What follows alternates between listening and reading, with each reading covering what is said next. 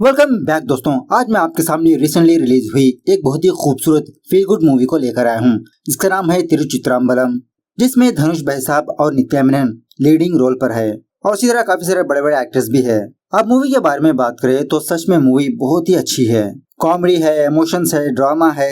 Actually ये एक love story है और इसी तरह ये मूवी जाते जाते हम ऑडियंस को आखिरकार प्यार क्या है वो सिखा की जाती है। मतलब असली प्यार का मतलब क्या है। और कुछ भी ज्यादा डिटेल्स नहीं बताऊंगा, आप वीडियो को पूरा देखना जरूर, आपको बहुत अच्छी लगेगी। तो चलिए बिना टाइम इसके लेट्स स्टार्ट। और उससे पहले लुटा दो प्यार फॉलो इंस्टाग्राम। मूवी की शुरुआत में ही जब ये कार कहीं पर जा रही होती है, इस कार का अचानक से एक्सीडेंट हो जाता है। इस कार में कौन होते हैं ये हमको बाद में पता चलेगा। उसके बाद सीन प्रेजेंट पर शिफ्ट होता है, जहाँ पर हमारे हीरो का इंट्रोडक्शन होता है। इसका नाम है तिरु, जो एक फूड डिलीवरी बॉय होता है। एक रात तिरु फूड डिलीवर करने के लिए किसी अपार्टमेंट जाता है। इत्तेफाक से उस फ्लैट में तिरु के स्कूल के क्लासमेट्स होते हैं, जो ऑलरेडी अच्छी खासी जॉब कर रहे होते हैं। एक बंदा तिरु को देखकर पहचान लेता है। वहीं पर तिरु अनुषा नाम की एक लड़की को भी देखता है। स्कूल डेज में तिरु अनुषा से प्यार किया करता था, लेकिन कभी इजहार नहीं किया। इतने सालों बाद तिरु दोबारा अनुषा को देखता है। अनुषा तिरु को ना देखे फटाफट से तिरु खाना देकर वहाँ से निकल आता है। उसके बाद किसी जगह पर बैठकर जब तिरु खाना खा रहा होता है, उसी मोहल्ले में कुछ कॉलेज के लड़के लड़ाई झगड़ा करने लगते हैं। तिरु के फ्रेंड्स तिरु को जानबूझ के उस झगड़े में घुसाते हैं। तभी वहाँ पर पुलिस आती है, सारे लोगों को पुलिस स्टेशन ले जाती है। वहाँ पर एक पुलिस वाला जिसका नाम होता है नीलकंठन, वो दूसरे लड़कों को ना मारते हुए सिर्फ तिरु को ही एक छापड़ लगाता है। उसके बाद जब तिरु अपने घर आता है, तिरु का दादा दरवाजा ओपन करता है। तिरु के दादा का नाम होता है सीनियर तिरु, मतलब तिरु के माँ बाप ने तिरु के दादा का नाम ही रखा। हर रोज रात तिरु और उसका दादा बैठकर दारू पीने लगते हैं। तिरु की लाइफ में जो कुछ भी होता है तिरु अपने दादा से शेयर करने लगता है दारू पीकर। और थोड़ी देर पहले तिरु के साथ जो हुआ वो भी अपने दादा से शेयर करने लगता है कि खामखा इसको पुलिस स्टेशन जाना पड़ा। तभी तिरु के घर नीलकंठन आता है, मतलब नीलकंठन तिरु का फादर होता है। और इसी तरह यहाँ पर एक और बात यह है कि ऑलमोस्ट 10 सालों से इन दोनों के बीच बात ही नहीं है। ये बाप बेटे एक दूसरे से बात ही नहीं करते। घर में आने के बाद सीनियर तिरु नीलकंठन को डांटने लगता है कि इसमें तिरु की क्या गलती थी जो तुमने उस पर हाथ उठाया। इतने बड़े लड़के पर कोई हाथ उठाता है। अब ये बाप बेटे एक दूसरे से क्यों नहीं बातें करते, ये हमको आगे जाके पता चलेगा। और इसी तरह हमेशा तिरु अपने माँ को मिस करते रहता। ये तीनों ही अपने घर का काम करते रहते, मतलब कभी तिरु काम करता, कभी नीलकंठन, कभी तिरु का दादा। अगर तिरु का दादा इस घर में नहीं होता तो तिरु कब का इस घर को छोड़ के चला जाता। खैर दूसरे सीन में शोभना नाम की एक लड़की को दिखाया जाता है, जिसकी सुबह मेरी तरह 11 बजे होती है, हमेशा सोती रहती, लेजी फेलो। तिरु और शोभना बचपन से ही बहुत ही अच्छे दोस्त होते हैं, ऊपर से एक ही मोहल्ले में रहते। तिरु की एक लौती फ्रेंड शोभना ही होती है। शोभना से भी अपनी सारी बातें शेयर करता रहता और कल रात जो कांड हुआ उसके बारे में भी समझाने लगता है। और इसी तरह यहाँ पर शोभना तिरु से ये कहने लगती है कि मेरे ऑफिस में ही किरणा का जॉब ऑफर मिला, क्या करूं मुझे समझ में नहीं आ रहा। तिरु कहने लगता है जो तुमको अच्छा लगे वही करो। मतलब शोभना किसी सॉफ्टवेयर कंपनी में काम करती रहती है। उसके बाद शोभना अपने ऑफिस जाते जाते अपने भाई की बाइक की गाड़ी की हवा निकाल देती है, क्योंकि सुबह सवेरे इसके भाई ने इसको नींद से जगाया। उसका रिवेंज ले रही है मोहतरमा। खैर उसके बाद जब तिरु किसी पेट्रोल पंप के पास होता है, उसी पेट्रोल पंप के पास अनुषा अपनी कार लेकर आती है। तिरु को देखकर उसे हाय हेलो कहने लगती है। और इसी तरह यहाँ पर अनुषा को यही बात भी पता होती है कि कल रात तिरु ने इनकी फ्लैट आया था फूड डिलीवर करने के लिए। तिरु से कहने लगती है कि तुम तो 10th क्लास में टॉपर निकले थे, हमने सोचा था कि तुम इन द फ्यूचर बहुत अच्छी जॉब वॉब करोगे, लेकिन मैंने ये एक्सपेक्ट नहीं किया था।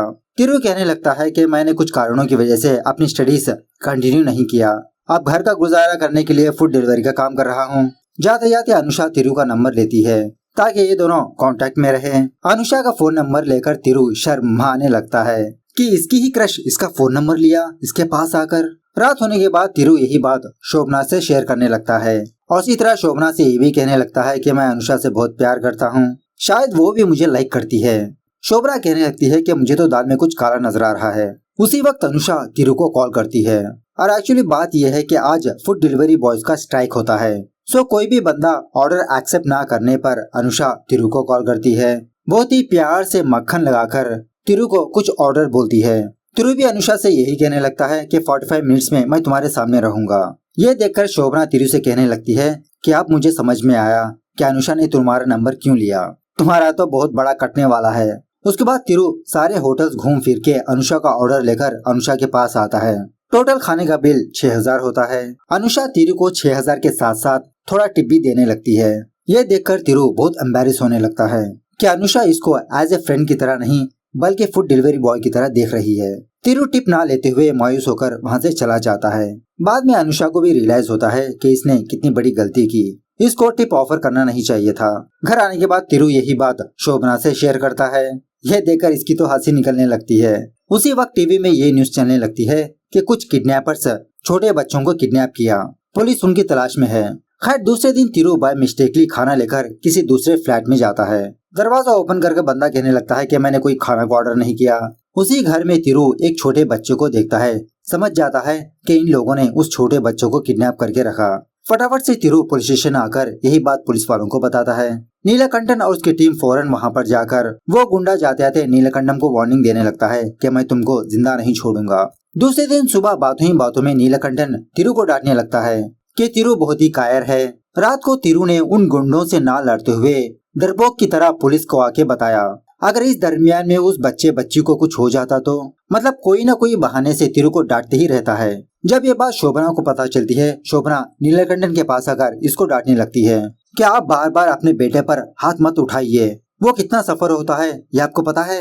शोभना की बातें सुनने के बाद नीलकंठन कुछ भी जवाब नहीं देता। इस तरफ तिरु छत पर आकर बस ऐसे ही लेटा रहता है।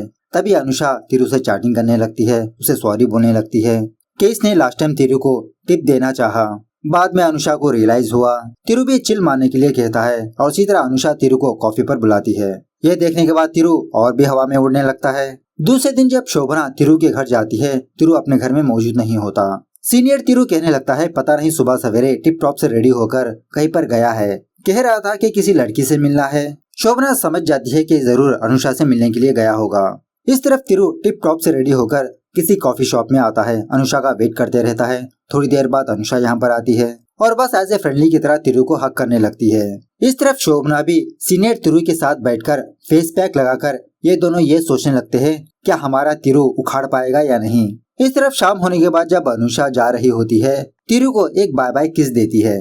इस तरफ शोभना यही सोचने लगती है कि दिन भर से एक बार भी तिरु ने इसको ना ही मैसेज किया ना ही कॉल, और अब जाके बार बार तिरु शोभना को मैसेजेस कर रहा है, लेकिन शोभना तिरु के मैसेजेस का रिप्लाई नहीं कर रही होती क्योंकि इसको भी अब भाव खाना होता है। इरिटेशन में आकर जब शोभना का भाई तिरु के मैसेजेस को पढ़ता है तो तिरु ये कहने लगता है कि इसकी गाड़ी खराब हो चुकी है, फौरन इसे पिकअप करने के लिए शोभना को बुलाता है। तब जाके शोभना अपनी गाड़ी लेकर तिरु के पास जाती है। बातों ही बातों में तिरु शोभना से ये कहने लगता है कि अनुषा ने इसको जाते जाते किस किया और 2-3 बार हक भी किया। यह सुनने के बाद शोभना तो शौक में रह जाती है। उसके बाद यहाँ पर इस मूवी का बहुत ही खूबसूरत गाना प्ले होता है। खैर उसके बाद एक दिन दोबारा तिरु और अनुषा किसी कैफे में मुलाकात करते हैं। शोभना के कहने पर तिरु एक बहुत ही घटिया कविता के साथ अनुषा को प्रपोज करता है। तिरु की कविता को सुनने के बाद अनुषा की तो हंसी निकल जाती है और इसी तरह इसके प्यार को भी हंसी मजाक में उड़ाने लगती है। कहने लगती है कि तिरु मैंने तुमको उस नजरिए से देखा ही नहीं। देखो फ्लर्ट करना अलग है और प्यार करना अलग है और ये सब कुछ तो आजकल नॉर्मल ही है। तुम मेरी बातों का ऐसे मतलब निकालोगे मैंने सोचा ही नहीं। ये सिटी है, कौन से जनरेशन में रहते हो तुम। उदासी के साथ तिरु भी कहने लगता है हाँ तुमने सही कहा, मेरी दुनिया अलग है तुम्हारी दुनिया अलग। रात होने के बाद तिरु यही बात शोभना को सुनाता है कि अनुषा ने इसके प्यार को ठुकरा दिया। यहाँ पर भी कुछ कॉमेडी सीन्स चलते हैं। जो भी हो अब शोभना तिरु की बीएफ होती है, तिरु को हौसला दिलाने लगती है। इसी दरमियान में माइंड डाइवर्ट करने के लिए एक दिन तिरु और शोभना मूवी जाते हैं थिएटर। उसी थिएटर में अनुषा अपने फ्रेंड्स के साथ बैठी होती है। तभी अनुषा का एक फ्रेंड तिरु से छेड़खानी करने लगता है। मतलब तिरु एक फूड डिलीवरी बॉय होता है ना, इसको खाना वाना लाने के लिए कहता है। अब ये बात शोभना को बिल्कुल भी पसंद नहीं आती। उस गैंग के पास जाकर उस बंदे को डांटने लगती है। इसी बातों में अनुषा का एक फ्रेंड शोभना को अनाप शनाप बकने लगता है। ये सुनने के बाद भी तिरु चुपचाप रहने लगता है। तिरु उन लोगों को कुछ भी ना कहते हुए शोभना को लेकर बाहर आ जाता है। घर आने के बाद शोभना तिरु को डांटने लगती है। उस बंदे ने तुमको कुछ कहा, तुम चुप रह गए। चलो ये बात सही है, उसने मुझे अनाप शनाप कहा, फिर भी तुम चुपचाप देखते रहे, सुनते रहे। मैंने तुम्हारे लिए उन बंदों से फाइट किया, लेकिन तुमने उन लोगों को एक भी नहीं सुनाया। इतने कायर हो तुम। तुम्हारे फादर जो कहते हैं सच ही कहते हैं। सो इसी बात को लेकर इन दोनों में एक छोटा सा झगड़ा होता है। उसके बाद तिरु शोभना के बारे में ही सोचते सोचते अपने फादर की आयरन शर्ट करते हुए उसको जला देता है। उसी तरह तिरु और शोभना एक दूसरे को बहुत मिस करने लगते हैं, लेकिन ये दोनों एक दूसरे को मैसेज तक नहीं करते। अपने हाथ में फोन लेकर एक दूसरे के मैसेज का वेट करते रहते हैं। इसी दरमियान में नीलकंठन के ससुराल से एक वेडिंग कार्ड नीलकंठन के घर आता है। नीलकंठन इसको इग्नोर करने लगता है। सीनियर तीरू कहने लगता है कि हम लोगों को जाना तो पड़ेगा। तभी नीलकंठन अपने शर्ट को देखता है जो डैमेज हो चुका है। पूछने लगता है कि ये कांड किसने किया। सीनियर तीरू को बचाने के लिए ये इल्जाम अपने सर पे ले लेता है कि मैंने ही गलती से ये कर दिया। जब नीलकंठन गुस्सा करने लगता है तब जाके तीरू अपने फादर को सच बताने लगता है कि उस शर्ट को जलाने वाला इसका दादा नहीं बल्कि ये खुद है, गलती से हो गया। दूसरा शर्ट है ना, पहन के जाओ, इसमें इतना बड़ा हंगामा करने की क्या जरूरत। सो देखते ही देखते झगड़ा बड़ा होने लगता है। नीलकंठन पूछने लगता है कि आखिरकार तुम चाहते क्या हो।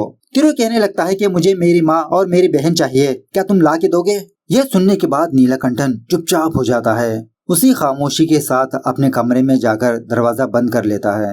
एक्चुअली बात यह है कि 10 साल पहले तीरू की फैमिली कार में कहीं पर जा रहे थे। रास्ते के दौरान नीलकंठन अपने फोन को चेक कर रहा था, मतलब सोच रहा था कि कुछ इंपॉर्टेंट कॉल्स वगैरह होंगे, मैसेजेस होंगे, क्योंकि ये पुलिस ऑफिसर है। तीरू और उसकी माँ नीलकंठन को बार बार समझाया था कि ड्राइविंग करते वक्त फोन हाथ में मत रखो। तभी इनकी गाड़ी के सामने लॉरी आती है, इनका कार का एक्सीडेंट हो जाता है। इसी एक्सीडेंट में तीरू की माँ, उसकी बहन मारी जाती है। तभी से तीरू अपने फादर से बहुत नफरत करता है। हर सुबह जब तीरू अपने काम में होता है, शोभना तीरू को कॉल करके हॉस्पिटल बुलाती है, अर्जेंट। जब तीरू घबराते हुए हॉस्पिटल जाता है तो इसको ये बात पता चलती है कि नीलकंठन सीरियस कंडीशन में है। डॉक्टर तीरू से कहने लगता है कि तुम्हारे फादर को मैसिव स्ट्रोक आया, लेफ्ट साइड पैरालाइज हो चुका है, जान को कोई खतरा नहीं, फिजियोथेरेपी करने पर तुम्हारे फादर ठीक हो सकते हैं, लेकिन थोड़ा ख्याल रखना पड़ेगा। खैर घर आने के बाद सीनियर तीरू ही अपने बेटे का ख्याल रखने लगता है, लेकिन तीरू को ये एहसास होने लगता है कि शायद इसकी बातों की वजह से ही इसके फादर को स्ट्रोक आया, शायद इसकी वजह से ही इसका फादर इस हाल में है। खैर दूसरे दिन तीरू ये देखता है कि इसके फादर को बाथरूम जाना होता है, बहुत स्ट्रगल करने लगता है। तीरू फौरन अपने दादा के पास आकर इसको नींद से जगाने लगता है, लेकिन तीरू का दादा गहरी नींद में होने की वजह से वो नींद से ही नहीं जागता। इस तरफ तीरू अपने फादर की स्ट्रगल देखकर फाइनली तीरू अपने फादर के कमरे में जाता है, अपने फादर की हेल्प करने लगता है।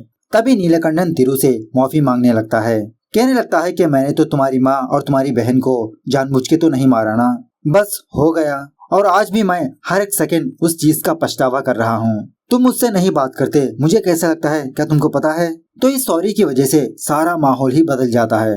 और यहाँ पर एक और बात यह है कि सीनियर तीरू उस वक्त जगा ही रहता है ताकि बाप बेटे मिल जाए, यही होता है। उस दिन से लेते हुए तीरू भी अपने फादर की केयर करने लगता है। हर एक दिन सीनियर तीरू से कहने लगता है कि तुमको कोई अच्छी जॉब ढूंढनी पड़ेगी, मतलब कुछ ज्यादा सैलरी वाली जॉब, क्योंकि अब तो नीलकंठन जॉब नहीं कर रहा, एक इनकम स्टॉप हो चुकी है। तीरू जो काम कर रहा है उससे घर का खर्चा नहीं चलेगा। तीरू यही बात शोभना को आके बताने लगता है कि मुझे एक अच्छी सी जॉब ढूंढ के निकालो। शोभना कहने लगती है, अरे यार, जिस बंदे के पास 3-3 4-4 डिग्रियां हैं उसी को आजकल जॉब नहीं मिल रही, अब तुम्हारे पास तो कोई डिग्री है नहीं, एक काम करो, तुम अपनी स्टडीज कंटिन्यू करो, तब जाके तुमको कोई अच्छी जॉब मिलेगी।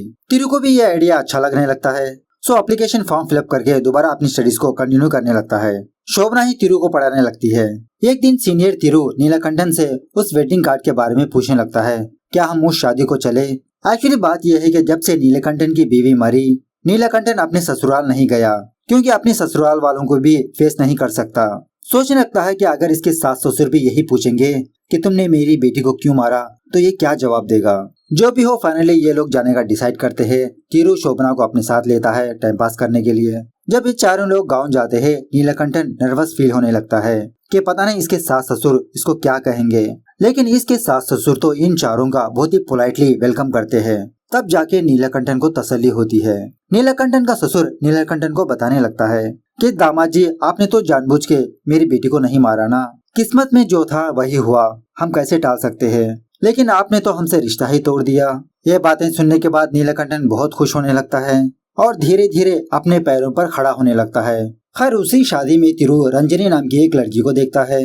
इस लोडू ललित को दोबारा पहली नजर में प्यार होता है। तीरू यही बात शोभना को बताने लगता है कि मुझे वो लड़की बहुत पसंद आई, उसका नाम जानना होगा मुझे। इस तरह से तीरू उस लड़की को ताड़ते ही रहता है। शोभना कहने लगती है, तुम इसी तरह से ताड़ते रहोगे तो 7 दिन ऐसे ही गुजर जाएंगे, उसके पास जाकर बात करो, उसका नाम पूछो। सो तीरू बहुत ही हिम्मत जुटाकर रंजनी के पास जाता है, उसका नाम पूछने लगता है। देखते ही देखते ऐसे ही 7 दिन गुजर जाते हैं, शादी भी हो जाती है। तीरू को घर आने का मन नहीं होता। शोभना से हेल्प मांगने लगता है। सो जाते वक्त शोभना रंजनी को तिरु के पास लाती है। तिरु नर्वस होते हुए रंजनी से उसका नंबर पूछने लगता है, क्या आप अपना नंबर दे सकते हो ताकि हम दोनों कांटेक्ट में रहे। रंजनी पूछने लगती है कि मेरा नंबर आपको क्यों चाहिए और वैसे भी हम दोनों कांटेक्ट में क्यों रहे, टच में क्यों रहे।